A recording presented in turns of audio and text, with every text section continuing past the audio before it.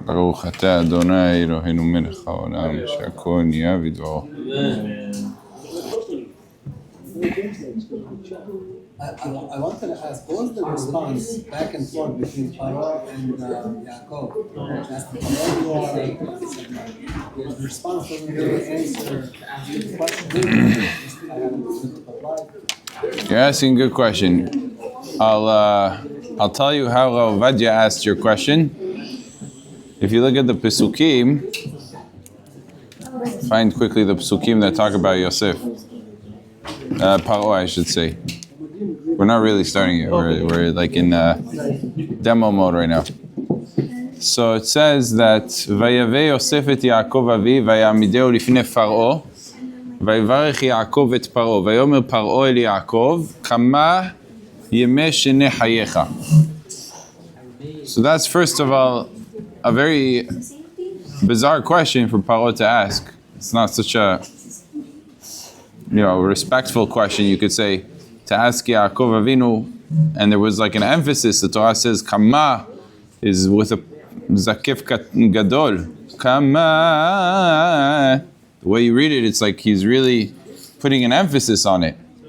And then Yaakov is even more bizarre because he's answering a question that wasn't asked really. He was asked how old he is, so the answer should be 130.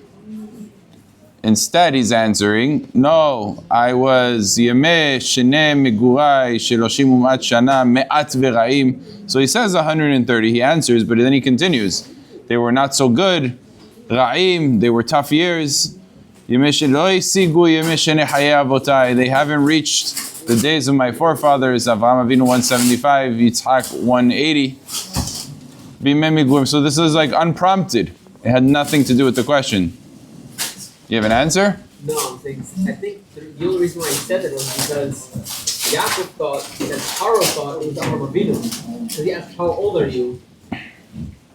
So that he doesn't... There is in the Mefarshim, you do find that they thought that Paro thought that he resembled Avraham and therefore thought he was Avraham, and it didn't make sense to him that Avraham Avinu lived that long. So he explained. And that's what he answered why he looked old. That's one explanation, but there's really two questions here.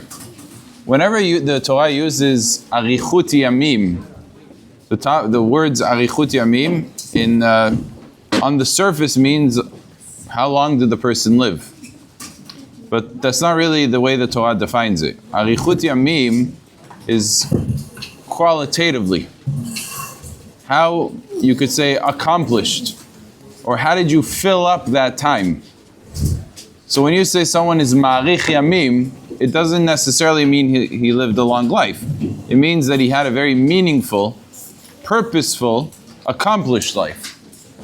And if you see carefully, Paro asks basically two questions. He says kama, but he doesn't say kama shnei chayecha. Kama yemeh. What's that extra word yemeh? That's the yamim. How were those days? Paro is really asking two things. How old are you? But what did you do during that time? And Yaakov was embittered because really what he was envisioning is that he'd be able to sit and learn Torah and he won't have any issues and everything's going to be great and there's going to be minuchat nefesh. I mean, that's essentially what we ask for. When we, it's a big misconception. We pray for the coming of Mashiach. There's sort of like you ask someone, why does he want Mashiach? So if he's a big tzaddik, he'll say for HaKadosh Baruch Hu. I don't want it for myself, I want it for Hashem, Kvod HaShechina, Kvod Ha... That's like the Chafetz Chaim. But then you have like, okay, you ask an average person, he's like, yeah, I have so many problems, I'm in depression, it's difficult, tzarot, a lot of times at home, sometimes it could be the wife, sometimes it could be the children, sometimes it could be the parents, it could be anything. It could be so many tzarot. A person can have mi bifnim and mi bachutz, mi bayit u mi chutz tetzapenu. So living a very difficult life, and you say Mashiach is going to come. And if you look at it from a national level, for sure, Am Yisrael is just always. We're always in the spotlight. We're always with anti-Semitism all over the place. Every other week, we just had Sydney, Australia. right? All these things happening all the time. And people just looking to kill Jews, just randomly kill Jews. And you say to yourself, Mashiach, of course I want Mashiach, because it's going to be a salvation. It's going to be a geula from all of the tzarot. And there's something in between, right? I guess that could be like the lowest level of wanting Mashiach for his really selfish reasons.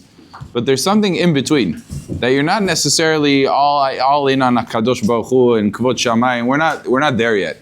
Like, we don't care that much for Kvod Shamayim. We should, but it's hard. It's not so simple to care for Kvod Shamayim to the level we could pay lip services, but it doesn't mean we really feel that way. If we did, we'd probably do Tikkun Hatzot every night, right? How many people do Tikkun Hatzot every night? Kvod Shamayim, if you care for Kvod Shamayim, you do Tikkun Hatzot. The answer is we don't really care that much for Kvod Shamayim. We're not there yet. But there is something in between that a person can want Mashiach, and this is really the reason for Mashiach. As you think, what's the purpose of Mashiach? Is so that we are 100% available to be able to learn of the Torah of HaKadosh Baruch Hu peacefully. That we shouldn't be bothered. We shouldn't need to go into training sessions and how to use guns to protect it. We shouldn't need that. And we shouldn't have enemies abroad.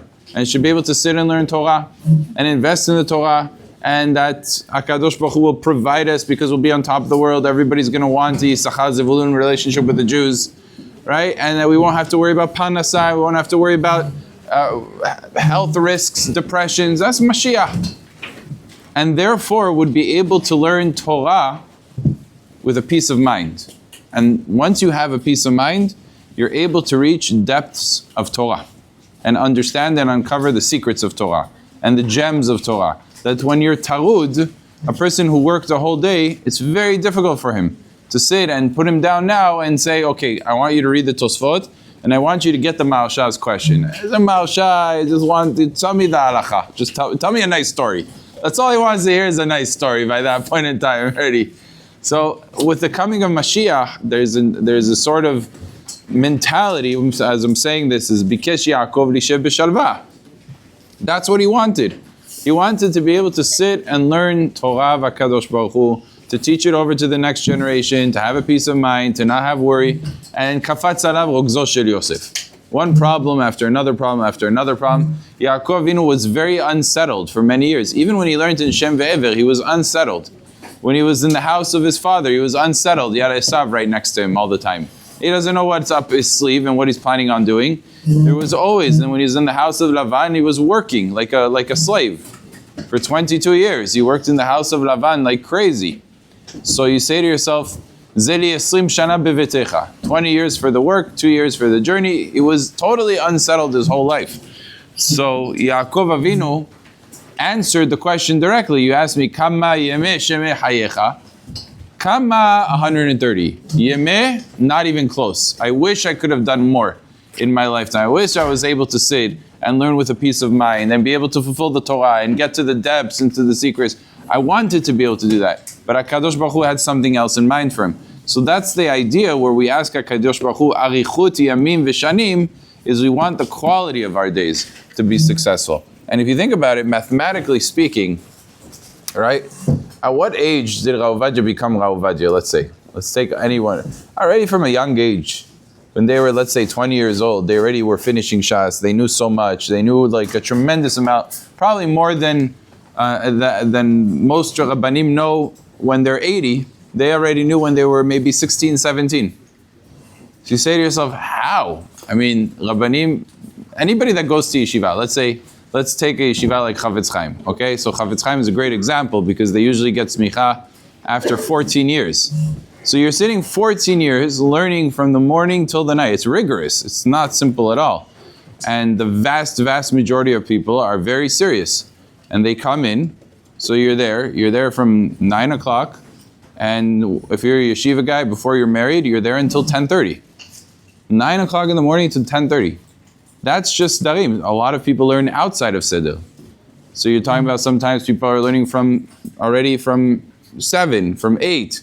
They're already learning. And they're learning not till 10:30, they're learning till 12. So that's a lot of hours per day. You know, to add that to weeks, months, years, you're talking about enormous amount of learning that's being done. Yet not everybody becomes a Rav Eliashiv or a Moshe, a Rav Ovadia. If you just count the pure hours, you say, well, they should be more even in some ways, because many of these people had a tremendous burden on them. They had the burden of the people, they had to give shiurim. A lot of time, you could say, so-called was wasted on like sitting, Rav Ovadia, it's like the saddest thing in the world. He had to sit in a bet din, and he hears for hours this person arguing about how bad his wife is treating him. It was the biggest waste of time for this man. He has to sit for hours to hear this petty guy who has terrible midot and telling all of his life story from the time he was Bereshit bara Elokim about how his life was and how terrible and how he was always wrong. And Ovadia just sitting there listening because he has to, because that's the part of the Beit Din. You have to sit there. So like days upon days, they weren't able to really maximize, but yet they accomplished so much. And that's not just Rav Ovadia, it's Rav Eliashiv, it's Rav Moshe. These people had the whole world on their shoulders.